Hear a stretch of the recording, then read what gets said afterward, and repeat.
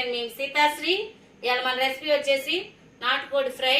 దానికి కావాల్సిన పదార్థాలు, తయారీ విధానం చూసేద్దాం. ఇంకెందుకు ఆలస్యం, వీడియోలోకి వెళ్ళిపోదాం పదండి. ముందుగా గిన్నె పెట్టుకొని దీనిలో 3 చెంచాలు ఆయిల్ వేసాను. కొంచెం కూరే, ఈ కూరని దీనిలో వేసేసుకుందాం.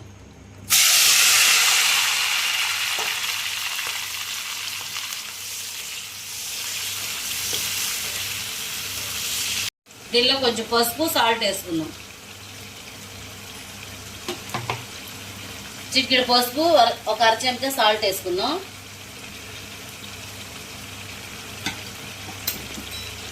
శుభ్రం కలుపుకొని దీనిలో వాటర్ వస్తాయి ఫ్రెండ్స్. ఈ వాటర్ అంతా ఎనిగిపోయి ఆయిల్ తేలేదాకా వేపుకుందాం. దాని మీద మూత పెట్టేసుకొని వేపుకుందాం. చూద్దాం ఫ్రెండ్స్ ఒకసారి.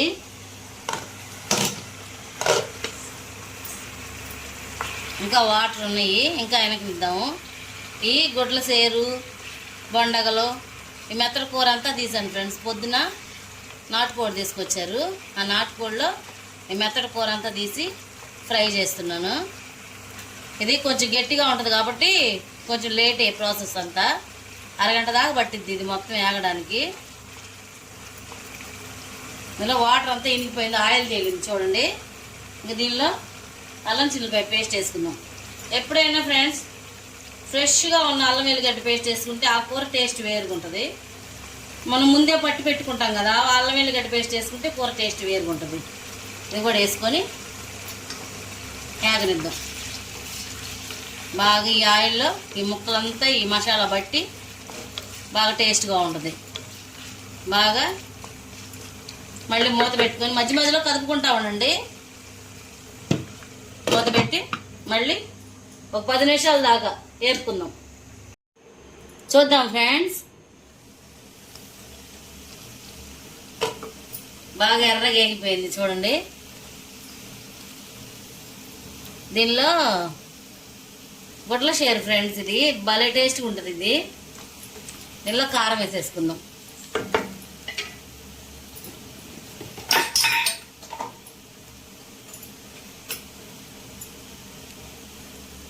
ఒక చెంచా కారం, మీరు మీ రుచి తగ్గట్టు వేసుకోండి. నేను కొంచెం కూరే కాబట్టి ఒక చెంచా వేసాను.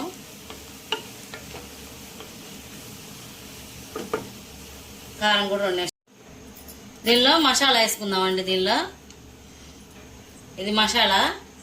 దీనిలో ఒక చెంచా ధనియాలు, ఒక చెంచా గసగసాలు, ఒక అంగుళం చెక్క ముక్క, 4-5 లవంగాలు, ఒక 2 అంగుళాలు కొబ్బరి ముక్క వేసి మిక్సీ పొడి తిప్పుకున్నాను. ఇది వేసేసుకుందాం. ఈ పొడి వేస్తే భలే టేస్ట్ ఉంటుంది ఫ్రెండ్స్, వేసుకోండి.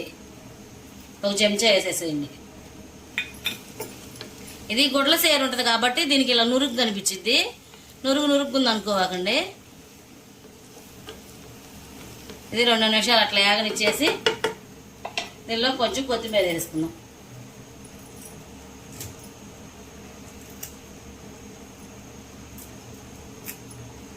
కొంచెం కొత్తిమీర,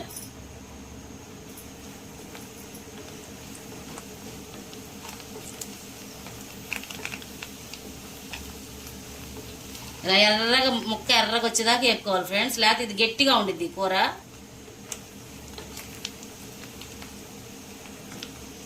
అయిపోయింది. స్టవ్ బంద్ చేసుకొని స్టవ్ బంద్ చేద్దాం. అయిపోయింది ఫ్రెండ్స్. నేను చేసిన విధానం మీకు నచ్చినట్లయితే లైక్ చేయండి, షేర్ చేయండి, సబ్స్క్రైబ్ చేసుకోండి.